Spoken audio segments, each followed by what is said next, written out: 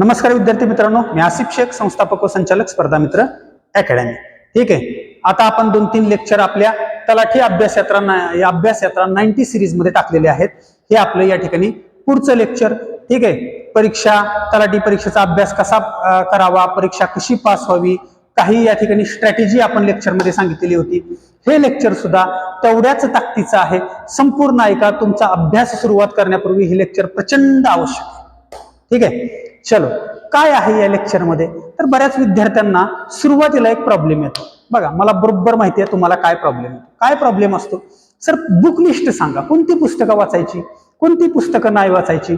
ठीक आहे, अशी काही 3-4, 4-5 पुस्तकं सांगा जी वाचल्यामुळं आम्हाला याच्या बाहेरचा एकही प्रश्न येणार नाही. तर विद्यार्थी मित्रांनो, पुस्तकं फार आहेत, वाचायची पुस्तकं त्याच्यामधून तुम्ही सॉर्ट आउट करू शकता. पण जेवढी मोठी ती पुस्तकं दिसतात ती पुस्तकं तशी वाचायची नसतात. ठीक आहे, तर आपण या ठिकाणी विषय लिहिलाय मी आजच्या लेक्चरचा. आता आज आपण फक्त एक विषय घेतलाय. प्रत्येक विषयावर मी सविस्तर बोलणार आहे. प्रत्येक विषयावर सविस्तर बोलणार आहे. लेक्चर ऐका, तुमच्या अभ्यासामध्ये 100%, 1000% सुधारणा होणार. इतिहास, अभ्यासक्रम विश्लेषण म्हणजे अभ्यासक्रमामध्ये काय, शालेय पुस्तकं कोणती आणि कशी वाचायची, शालेय पुस्तकं कोणती आणि कशी वाचायची. आता तुम्ही बरेच व्हिडिओ बघितलेले असणार. आपल्या व्हिडिओमध्ये 100% नक्की तुम्हाला वेगळं काहीतरी भेटणार आहे. ठीक आहे, तर विद्यार्थी मित्रांनो लक्षात घ्या. ठीक आहे, या ठिकाणी आपल्याला काय सांगितलंय की तलाठी जाहिरात ज्यावेळी वाचली आपण, त्या जाहिरातीमध्ये तलाठी परीक्षेचा किंवा MPSC गट क पूर्व परीक्षा म्हणू, काय हरकत नाही. ठीक आहे, तर MPSC तलाठी परीक्षेचा जो दर्जा आहे, ठीक आहे, मी ज्यावेळी तलाठी बोलतोय, ठीक आहे, तर आपण एक पोस्ट घेऊन पुढे चाललोय. ठीक आहे, आपण जे बोलतोय ते सगळे MPSC गट क पूर्व परीक्षे संबंधीच बोलतोय, त्याच्या संबंधीच ही सगळी सिरीज असणार आहे. पण एक आपण टायटल काहीतरी दिलेलं आहे. ठीक आहे, की बाबा तलाठी सिरीज. ठीक आहे, चलो. तर यामध्ये काय दिलेलं आहे, दर्जा काय दिलाय हो? दर्जा दिलाय पदवी दर्जा. ठीक आहे, दर्जा दिलाय पदवी दर्जा. म्हणजे प्रश्न हे पदवी दर्जाचे असतील, प्रश्न हे पदवी दर्जाचे असतील पूर्व परीक्षेला. ठीक आहे, 100 प्रश्न आहेत, 100 मार्क आहेत. ठीक आहे, चलो. मग आता काय वाचायचंय सर, बुक लिस्ट द्या. बऱ्याच जणांचे या ठिकाणी मेसेज आले किंवा फोन आले, बरेच जण विचारत होते सर बुक लिस्ट द्या. एक काहीतरी असं पुस्तक सांगा ज्याच्यामध्ये फार चांगलं आणि परीक्षेला येणारा डेटा असेल. ठीक आहे, तर या ठिकाणी बघा, मी काही फार निगेटिव्ह तुम्हाला करत नाही. माझं जेवढं काही बोलणं आहे ते तुम्हाला पॉझिटिव्हच असणार आहे. ठीक आहे, तर आता आपल्याला असं कोणतंही पुस्तक मार्केटमध्ये सापडणार नाही की ज्याच्यामध्ये सर्व प्रश्न तुम्हाला तलाठीला येतील. तुम्हाला बरेचशी पुस्तकं वाचावी लागतील. मार्केटमधले बरेचसे चांगले पुस्तकं आहेत, मी ती रेफर करतो. ठीक आहे, मुलांना सांगतो. जसं की आता 1-2 पुस्तकांची नावं मी सांगतो. एकनाथ पाटलांचा ठोकळा आहे, फार उत्तम ठोकळा आहे, फार जुना आहे, अनुभवी ठोकळा आहे. देवाजा दुवार सरांचं पुस्तक आहे, चालू घडामोडीचं, उत्तम पुस्तक आहे. फार चांगल्या पद्धतीचं विश्लेषण असतं, म्हणजे चुका कमी असतात. कोणतं पुस्तक चांगलं? ज्या पुस्तकांमध्ये चुका कमी ते पुस्तक चांगलं. सचिन ढवळे सरांचं गणित बुद्धिमत्तेचं पुस्तक आहे, फार चांगलं पुस्तक आहे, उत्तम पुस्तक आहे. तुकाराम जाधव सरांची पुस्तकं आहेत. ठीक आहे, त्याच्यानंतर रंजन कोळंबे सरांची पुस्तकं आहेत. आमचे मार्गदर्शक होते, ते फार चांगली आणि उत्तम पुस्तक आहेत. ठीक आहे, चलो. मग आता आपल्याला काय बघायचंय या व्हिडिओमध्ये? आपला उद्देश काय? या व्हिडिओमध्ये आपला उद्देश आहे की शालेय पुस्तकं किती वाचायची आणि कोणती वाचायची. ठीक आहे, चलो. पहिला आपण घेतलेला इतिहास. मग इतिहासाचा अभ्यासक्रम काय सांगितलाय आपल्याला? MPSC गट क पूर्व परीक्षेमध्ये किंवा तलाठी परीक्षेसाठी इतिहासाचा अभ्यासक्रम काय सांगितलाय? भारताचा, विशेषतः महाराष्ट्राचा आधुनिक इतिहास, भारताचा आधुनिक इतिहास, विशेषतः महाराष्ट्राचा. ठीक आहे, मग त्या दिवशी मी बोलल्याप्रमाणे आधुनिक इतिहासाचा कालखंड कधी चालू होतो? आधुनिक इतिहासाचा कालखंड चालू होतो 1857च्या उठावापासून भारताच्या स्वातंत्र्यापर्यंत, 15 ऑगस्ट 1947 पर्यंत. मग त्याच्या पुढं किंवा त्याच्या आधीचे प्रश्न येत नाहीत का? तर येतात, 100% येतात. जुन्या प्रश्नपत्रिका तुम्ही PYQ अनालिसिस केलं तर बरेचसे असे प्रश्न असतात. मग ते प्रश्न कुठून येतात? तर जी आपले शालेय पुस्तकं आहेत, शालेय पुस्तकं फार काही 1ली ते 2री, 3री, 4थीची पुस्तकं वाचण्याची आवश्यकता नाही. तर शालेय पुस्तकं म्हणजे 5वी पासून ते 12वी पर्यंतची पुस्तकं वाचावी असा या ठिकाणी मी नक्की आग्रह धरतो. ठीक आहे, 5वी ते 12वी पर्यंतची. अहो सर, पण त्या पुस्तकामध्ये काय पण दिलेलं आहे? ठीक आहे, कुठे ते ताम्रपाषाण युग दिले, कुठे ते अश्मयुग दिले, मग ते सगळं वाचायचं का? कुठे ते मौर्य संस्कृती दिले, कुठं त्यानंतर ते वैदिक संस्कृती दिली, अजून काहीतरी वेगळंच दिले, काय करायचं ते पुस्तकं वाचून? ह्याच प्रश्नाचं उत्तर आपल्याला या ठिकाणी आज या व्हिडिओमध्ये घ्यायचंय. ठीक आहे, चलो. तर लक्षात घ्या, ज्यावेळी पेपर निघतो त्यावेळी त्या पेपरमध्ये बरेचसे प्रश्न हे आपल्याला आउट ऑफ बॉक्स गेल्यासारखे वाटतात. ठीक आहे, आणि बेसिक पुस्तक हा प्रश्नपत्रिकेचा प्रमुख आणि मुख्य आधार असतो, जो शेवटपर्यंत आपल्याकडे त्या पुस्तकांचे नोट्स असणं आवश्यक आहे, किंवा ती पुस्तकं वाचलेली त्यामध्ये पॉइंट आउट केलेली ती पुस्तकं तुमच्याकडे असली तरी अतिशय उत्तम. ठीक आहे, चलो. आता या ठिकाणी आपण बघूयात. ठीक आहे, इतिहासाची पुस्तकं या ठिकाणी कोणती वाचायची? इतिहासाची पुस्तकं कोणती वाचायची? तर 5वी पर्यंतची पुस्तकं मी सोडून दिली. ठीक आहे, मग मूळ 2 पुस्तकं या ठिकाणी इतिहासाची जी आहेत, मूळ 2 पुस्तकं, कोणतं पुस्तक? मूळ 2 पुस्तकं, 3 पुस्तकं कोणती? तर 4थीच्या एका पुस्तकामध्ये छत्रपती शिवाजी महाराजांचा इतिहास अतिशय उत्तम दिलेला आहे. ते पुस्तक एक संपूर्ण वाचणं आवश्यक आहे. 8वीचं नवं सिलेबसचं 8वीचं जे पुस्तक आहे त्याच्यामध्ये आधुनिक भारताचा इतिहास फार उत्तम दिलेला आहे. ते पुस्तक सुद्धा वाचणं आवश्यक आहे. ठीक आहे, त्याच्यानंतर जुनं 11वीचं जे पुस्तक आहे जुन्या सिलेबसचं, ते सुद्धा तुम्हाला बालभारती बुक्सवर आढळून जाईल, भेटून जाईल. त्या पुस्तकामध्ये काय दिलंय? त्या पुस्तकामध्ये महाराष्ट्राचा इतिहास दिलाय. महाराष्ट्राच्या निर्मितीचा इतिहास म्हणा, महाराष्ट्राची चळवळ म्हणा, महाराष्ट्रातले समाजसुधारक म्हणा, सगळ्या गोष्टी दिलेल्या आहेत. ठीक आहे, ही 3 पुस्तकं तर फार उत्तम आहेत. मग बाकीच्या पुस्तकांचं काय? तर बघा, या ठिकाणी आपण काय करणार आहे? आता एक 6वीचं पुस्तक, ठीक आहे, 6वी, 7वी, 8वी, 9वी, 10वी, 11वी असं टप्प्याटप्प्यात आपण पुढे जाऊ. ठीक आहे, 6वीचं पुस्तक आहे. 6वीचं पुस्तकामध्ये इतिहास व नागरिकशास्त्र. मग ज्यावेळी आपण ते पुस्तक बघतो, मग पेज कव्हरवर काय आहे? पेज कव्हरवर काहीतरी जुने पुराणे त्या ठिकाणी संस्कृती दाखवली आहेत, काही किल्ले दाखवलेले आहेत, काही जुने स्तूप वगैरे दाखवलेले आहेत, गौतम बुद्धांची त्या ठिकाणी प्रतिकृती दाखवलेली आहे. मग आपल्याला वाटतं आधुनिक भारताच्या इतिहासामध्ये ह्या पुस्तकाचा आपल्याला काही फार फायदा नाही. ठीक आहे, पण असं होत नाही. बघा, मी एकदम बारकाईने स्पष्टीकरण त्याच्यामुळे तुमच्यापर्यंत आणलेलं आहे. आता 6वीच्या पुस्तकातली अनुक्रमणिका मी या ठिकाणी तुम्हाला वाचून दाखवणार आहे. 6वीच्या पुस्तकाची अनुक्रमणिका काय आहे? तर पहिला टॉपिक आहे इतिहासाची साधने, दुसरा आहे प्रागैतिहासिक काळ, तिसरा धडा आहे हडप्पा संस्कृती, चौथा आहे वैदिक संस्कृती, 5वा आहे विविध धर्मांची शिकवण, 6वा जनपदे व महाजनपदे, 7वा मौर्यकालीन भारत, 8वा प्राचीन राजघराणे आणि 9वा प्राचीन भारताचा सांस्कृतिक वारसा. ठीक आहे, असं हे पुस्तक आहे. अनुक्रमणिका बघितली तरी सुद्धा मला काही फार महत्वाचं या ठिकाणी वाटत नाही सर. बरं, आता आपण काय करायचं?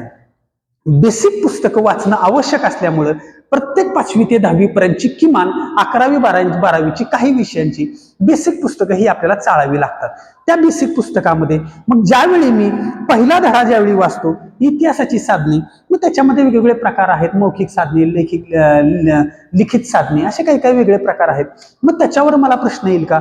मी थोडा फास्टली, स्पीडीली मी तो टॉपिक वाचायचा प्रयत्न करतो. मग त्याच्यामध्ये मला काय आढळतं?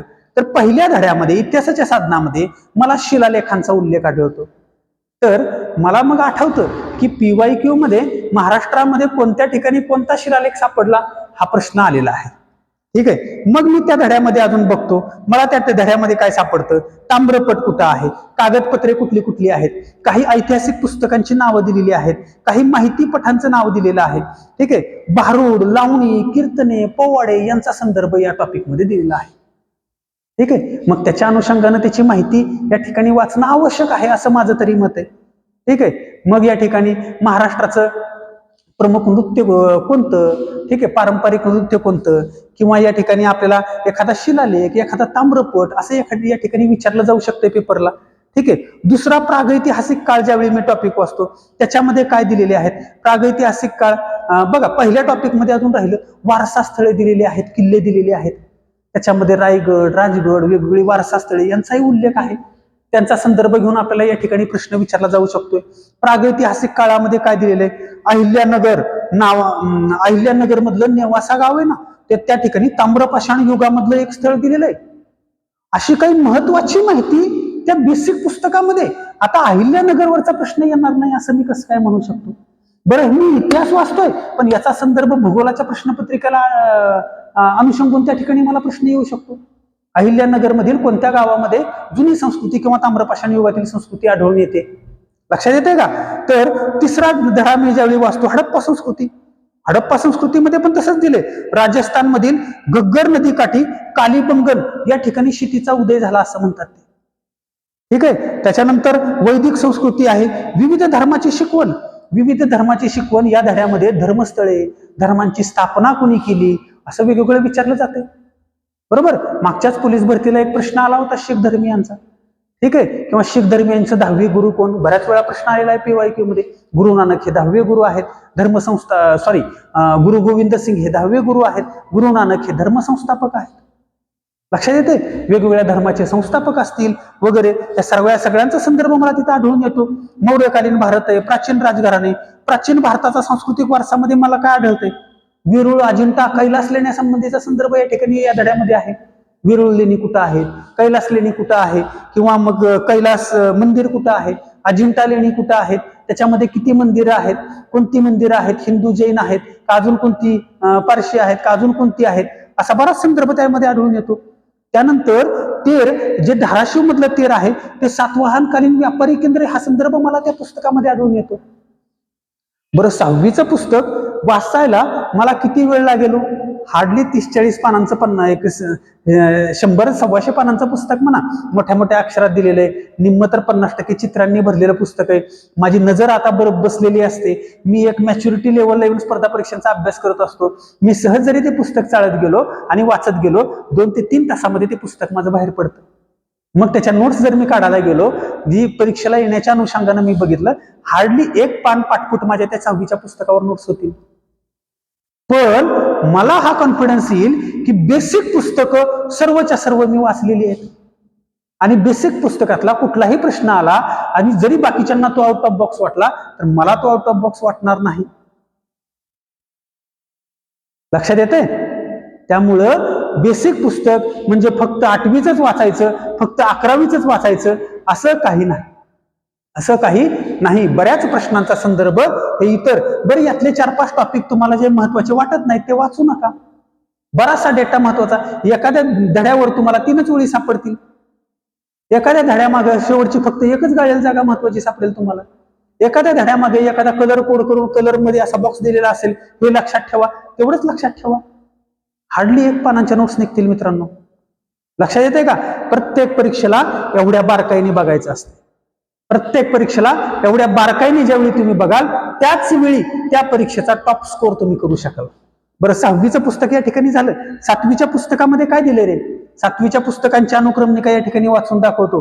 ठीक आहे. 7वीच्या पुस्तकांची अनुक्रमणिका, इतिहास व नागरिकशास्त्र पुस्तकाचं नाव. अनुक्रमणिकेमध्ये परत पहिला टॉपिक इतिहासाची साधने, दुसरा शिवपूर्वकालीन भारत, तिसरा धार्मिक समन्वय, चौथं शिवपूर्वकालीन महाराष्ट्र, स्वराज्य स्थापना, मुघलांशी संघर्ष, स्वराज्याचा कारभार, मराठ्यांचा स्वातंत्र्य संग्राम, मराठा सत्तेचा विस्तार, साम्राज्याची वाटचाल आणि महाराष्ट्रातील समाज जीवन.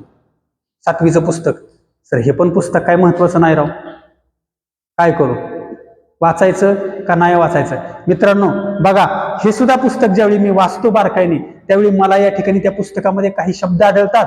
कसबा म्हणजे काय, मौजे म्हणजे काय, मौजे कशाला म्हणतात, गावाला म्हणतात का शहराला म्हणतात, परगणा म्हणजे काय, आणि हे सगळे PYQ पडलेले आहेत. परगणा म्हणजे काय, कसबा म्हणजे काय, ठीक आहे, हे सगळे प्रश्न पडलेले आहेत. त्यानंतर वारकरी पंथांचं कार्य या पुस्तकामध्ये दिलेलं आहे. आत्ताच वारी झाली, आषाढी एकादशी झाली, संदर्भ घेऊन या ठिकाणी, चालू घडामोडीचा संदर्भ घेऊन या ठिकाणी प्रश्न येऊ शकत नाही. वारकरी पंथांचं कार्य दिले. संत ज्ञानेश्वर, संत तुकाराम, संत एकनाथ महाराज, संत नामदेव, या सगळ्यांचा उल्लेख या ठिकाणी दिलेला आहे. ठीक आहे. बरं, आपण प्राचीन इतिहास आपल्याला नाही, म्हणजे एखादा आता आषाढी वारी झाली म्हणून एखादा संत ज्ञानेश्वरांवर प्रश्न येऊ शकत नाही.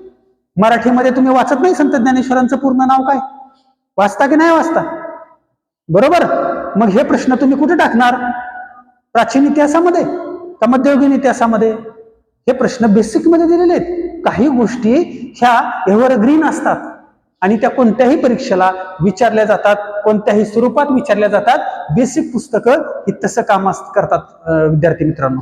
बेसिक पुस्तकं कधीही स्किप करायची नाही. आणखी काय दिले या पुस्तकामध्ये? छत्रपती शिवाजी महाराजांचा इतिहास दिलाय. या पुस्तकामध्ये अष्टप्रधान मंडळ दिले. बुद्धभूषण ग्रंथ कुणी लिहिला दिलाय या पुस्तकामध्ये? छत्रपती संभाजी महाराजांनी वयाच्या कितव्या वर्षी 14व्या वर्षी ग्रंथ लिहिला हे या ठिकाणी दिलंय. आणि हे जर आपण नाही वाचलं आणि आपल्या नजरेखालून नाही गेलं, भले आपण कधी वाचलं असेल, पुस्तकामध्ये रेफरन्स बुकमध्ये मार्केट बुक्स मध्ये संदर्भ नाही आला, आपल्या त्या इतर 2-3 पुस्तकामध्ये संदर्भ नाही आला, याच्यामध्ये संदर्भ आहे ना. सर्वांगीण अभ्यास करून देणारी पुस्तकं बेसिक पुस्तकं असतात. मग त्यावेळी आपल्याला आठवत नाही छत्रपती संभाजी महाराजांनी लिहिला का, छत्रपती राजाराम महाराजांनी लिहिला का, छत्रपती शाहू महाराजांनी लिहिला का, छत्रपती शिवाजी महाराजांनी लिहिला. कन्फ्युज होतो आणि हातचा 1 मार्क आपण घालवून येतो. छोटे छोटे संदर्भ आहेत ना ह्याच्यामध्ये. ज्योतिबा फुलेंचा पोवाडा छत्रपती शिवाजी महाराजांवर दिलेला तो आपण समाज सुधारकामध्ये वाचतो, पण या ठिकाणी संदर्भ दिला ना 1869 मध्ये. काय पोवाडा लिहिला महात्मा ज्योतिबा फुलेंनी? शिवाचा गजर जयनामाचा झेंडा रोविला, क्षेत्र्याचा मेळा मावळ्याचा शिकार खेळला, माते पायी हेवी डोवी गर्व नाही काडीचा, आशीर्वाद घे आईचा. असं थोडस वाचल्यानंतर लक्षात नाही राहणार? 100% लक्षात राहणार. छत्रपती शिवाजी महाराजांनी या ठिकाणी मावळ्यांशी संघर्ष कसा केला आणि त्यांच्या मातेचं या ठिकाणी गुणगौरव करणारा पोवाडा महात्मा फुलेंनी 1869 मध्ये लिहिला होता. लक्षात राहील का नाही? बरोबर. आणखी काय दिलंय पुस्तकामध्ये? लोकमान्य टिळकांनी शिवजयंती उत्सव साजरा केला, वाचतो आपण इतिहासामध्ये, पण परत तिथं कन्फ्युज होऊन जातो. बेसिक पुस्तकामध्ये दिलंय 7वीच्या. रवींद्रनाथ टागोर यांनी छत्रपती शिवाजी महाराजांवर कविता केली होती. आहे का कुठल्या पुस्तकामध्ये? कुठल्याच पुस्तकामध्ये नाही, कोणीच दिलेलं नाही. बेसिक पुस्तक 7वीच्या पुस्तकामध्ये, इतिहासाच्या पुस्तकामध्ये दिले. रवींद्रनाथ टागोरांनी छत्रपती शिवाजी महाराजांवर कविता केली होती. लिहू का आपण? प्रश्न आल्यानंतर तो पर्याय निवडू का? नाही निवडणार. वाचलेलंच नाही, कुठं संदर्भच येणार नाही, संदर्भच येणार नाही. लक्षात येतंय का? कोणती पुस्तकं वाचायची, कशी वाचायची? बेसिक पुस्तकं 2-2, 3-3, 4-4 तासामध्ये ही बेसिक पुस्तकं संपणार आहेत. लक्षात येतंय? महत्वाचं नजर बसली पाहिजे. परीक्षेला कोणता प्रश्न येऊ शकतो, परीक्षेला कोणता प्रश्न येऊ शकणार नाही. प्रेडिक्शन एवढं ऍक्युरेट पाहिजे, म्हणून ही बेसिक पुस्तकं वाचायची. ठीक आहे. 8वीचं पुस्तक दिलंय. काय दिलंय 8वीच्या पुस्तकात रे? युरोप व भारत, ब्रिटिश सत्तेचे परिणाम, 1857चा स्वातंत्र्य लढा, सामाजिक आणि धार्मिक प्रबोधन, असहकार चळवळ, सविनय कायदेभंग, सशस्त्र क्रांतिकारी चळवळ, स्वातंत्र्य प्राप्ती कशी झाली आणि महाराष्ट्र राज्याची निर्मिती कशी झाली. हे पुस्तक तुम्हाला रेफर केलं जाते वाचायला. बरोबर. संपूर्ण हे पुस्तक व्यवस्थितच वाचायचं, कारण याच्यामध्ये आधुनिक भारताचा इतिहास आणि महाराष्ट्र निर्मितीचा इतिहास दिलेला आहे. नवीन सिलेबसचं 8वीचं पुस्तक हे तर वाचायचंय, पण मागची 2 पुस्तकं कशी सोडणार, कशी ठेवणार वाचायची? ती सुद्धा वाचावीच लागतील. 8वीच्या पुस्तकामध्ये भारत स्वातंत्र्याचा इतिहास पूर्ण दिलेला आहे. महात्मा गांधींचा राजकीय उदय कधी झाला, महात्मा गांधींचे गुरु कोण, बरोबर. पहिले सत्याग्रह त्यांनी 1818-1817 केलेले. त्याच्यानंतर मग त्यांनी काय केलं? सहकार चळवळ केली 1920ला. 1930ला सविनय कायदेभंग केला. एका बाजूला महात्मा गांधींचा प्रवास सुरू, एका बाजूला स्वातंत्र्य लढा सुरू असतो स्वातंत्र्य सैनिकांचा. त्याच्यानंतर कसं कसं स्वातंत्र्य मिळत गेलं आपल्याला संपूर्ण याच्यामध्ये डिटेलमध्ये या पुस्तकामध्ये दिलेलं आहे. भारत स्वातंत्र्य मिळेपर्यंत 1947ला भारत स्वातंत्र्य मिळालं. त्याच्यापूर्वी काय झालं?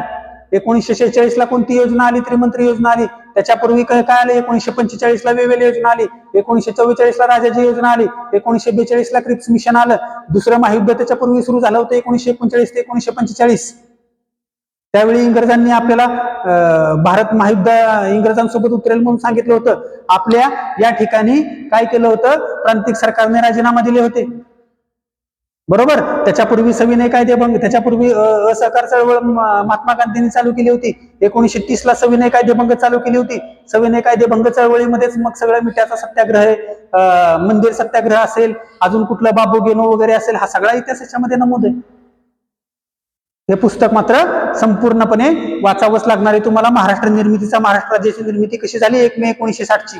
त्याच्यापूर्वी काय होतं? जेव्हीपी आयोग म्हणजे काय, महाराष्ट्र पुनर्रचना आयोग म्हणजे काय, कोणते कोणते हुतात्मे, इव्हन सोलापूरच्या 4 हुतात्म्यांचा सुद्धा या ठिकाणी उल्लेख असणं किंवा नावपाठ असणं गरजेचं आहे. मल्लप्पा दानशेट्टी, श्रीकिशन सारडा, कुर्बान हुसेन आणि 4थं नाव कोणतं? जगन्नाथ शिंदे. ठीक आहे. 4 नावं. हा सुद्धा प्रश्न PYQ मध्ये आहे, हा सुद्धा प्रश्न पेपरला आलेला आहे. ठीक आहे. 9वीचा इतिहास काय सांगतो? 9वीच्या इतिहासामध्ये काय दिलंय बघा. भारत 1960 नंतरचा, 1960 नंतरचा भारत पहिला धडा आहे. मग ह्याच्यामध्ये काय दिलंय? 1960 नंतरचा भारत स्वातंत्र्य मिळालेलं आहे. ठीक आहे. मग ह्याच्यानंतर पंतप्रधान पहिले कोणते, पंतप्रधान दुसरे कोणते, संपूर्ण पंतप्रधानांची लिस्ट दिली आहे पुस्तकामध्ये. कोणत्या पंतप्रधानाचा कालावधी कोणता, कोणत्या पंतप्रधानाच्या कालावधीमध्ये कोणत्या गोष्टी झाल्या.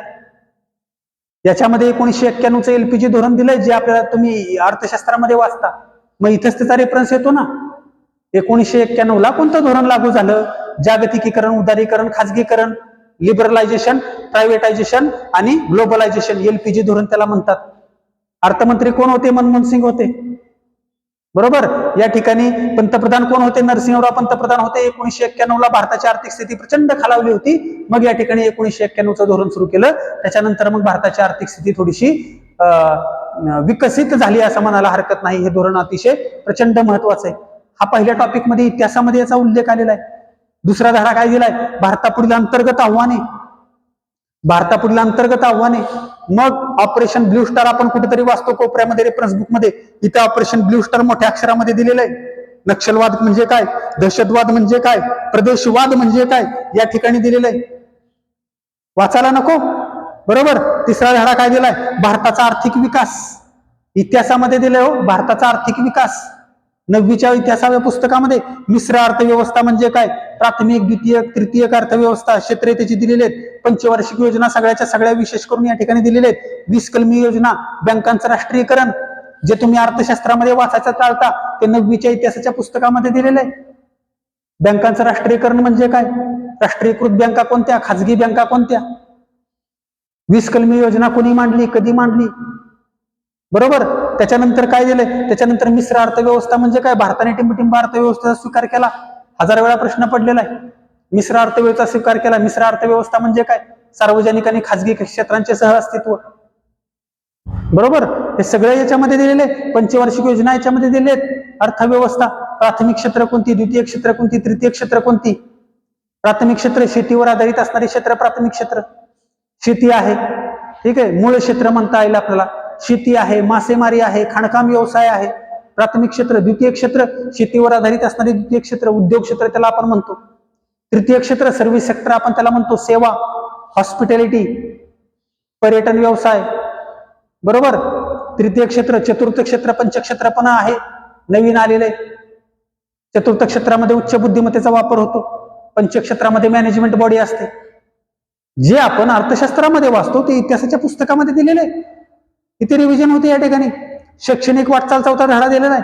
शैक्षणिक वाटचालामध्ये काय दिलेलं आहे? जनगणना दिलेली आहे. जनगणना, ज्याच्या आपण नोट्स काढण्यासाठी इतर मार्केट बुक्स वापरतो, ती जनगणना या ठिकाणी दिलेली आहे. त्यानंतर आरटीई कायदा, राईट टू एज्युकेशन, प्राथमिक शिक्षणासंबंधीचा कायदा दिलेला आहे.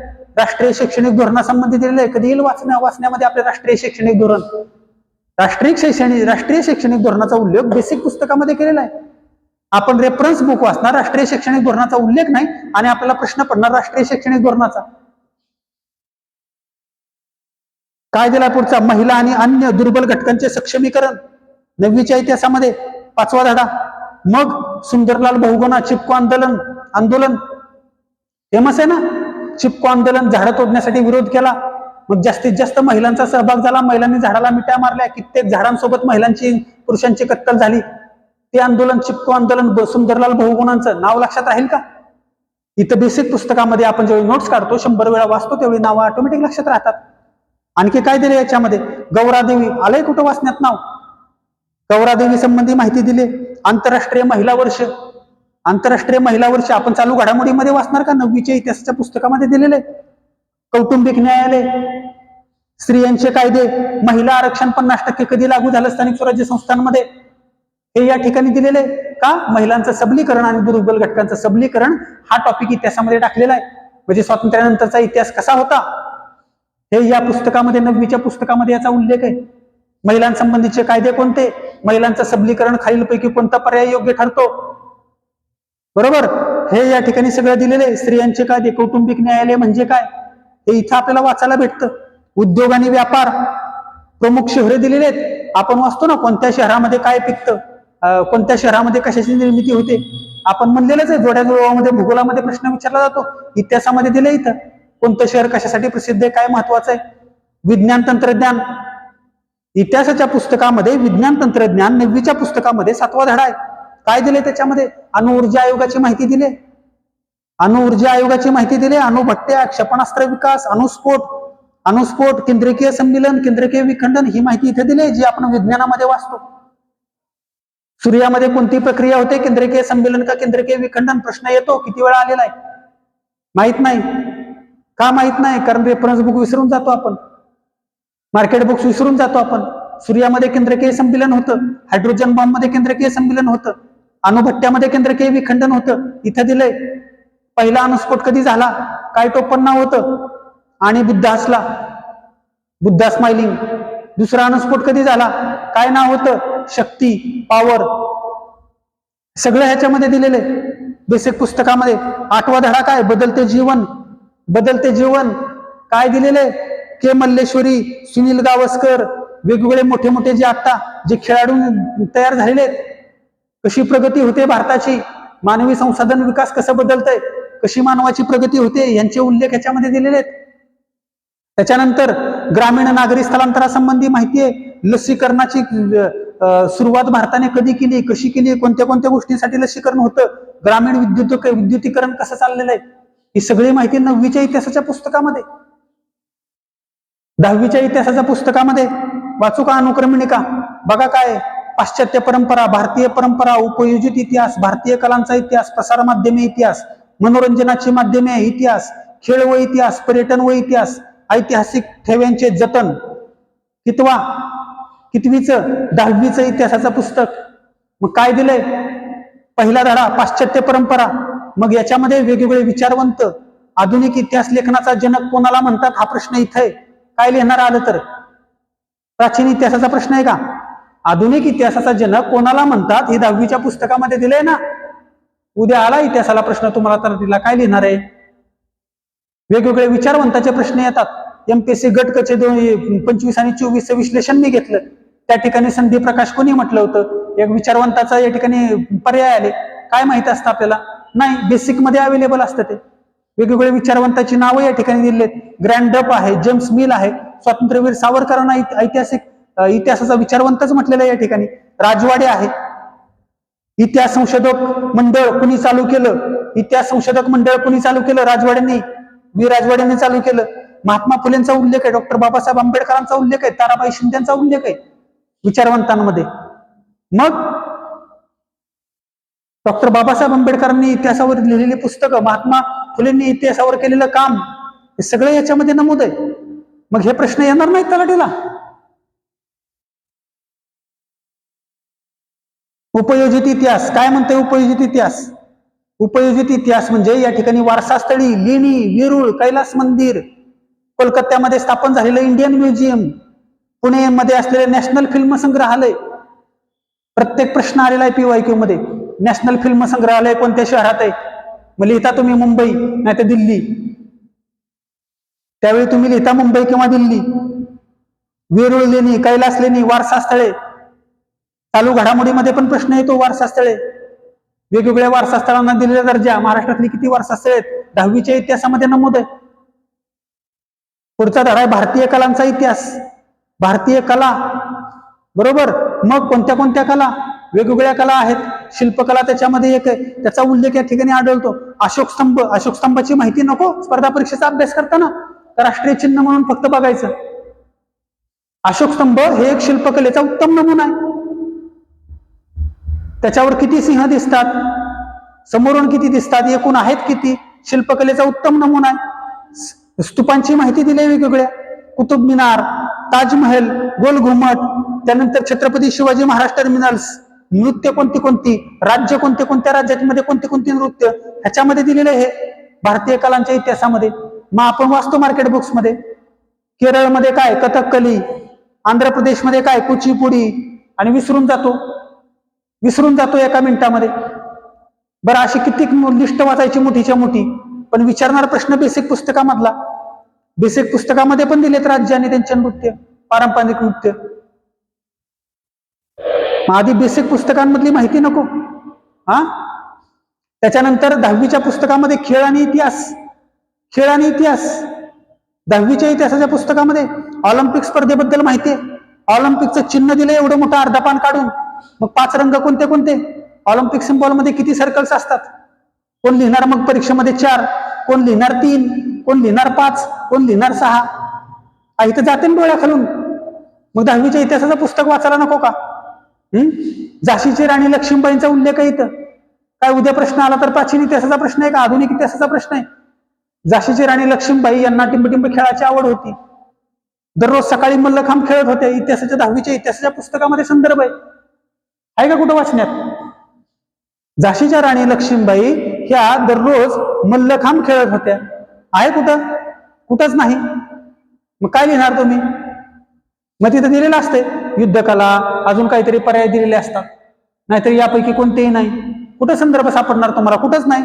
का तर आम्हाला माहिती होतं की 8वीचं एक पुस्तक वाचायचंय आणि 11वीचं एक पुस्तक वाचायचंय. बाकी काही बेसिक पुस्तकं आम्हाला कोणी वाचायला सांगितलीच नाहीत. असं नाही ना चालत. तलाठी परीक्षा ज्या ठिकाणी जर तुम्हाला टॉपचा स्कोर करायचा असेल किंवा तुम्हाला अतिशय चांगली आणि उत्तम मार्क घ्यायचे असतील तर ह्या गोष्टी चालणार नाही. हलगर्जीपणा चालणार नाही. बेसिक पुस्तकं ही वाचून झालीच पाहिजेत.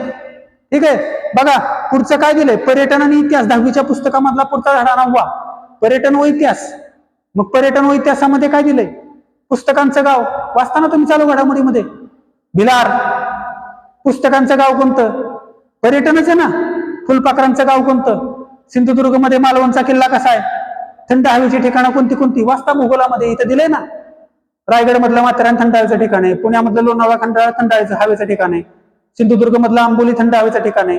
नंदुरबार मधलं तोरणमाळ थंड हवेचं ठिकाण आहे. अमरावती मधलं चिखलदरा थंड हवेचं ठिकाण आहे.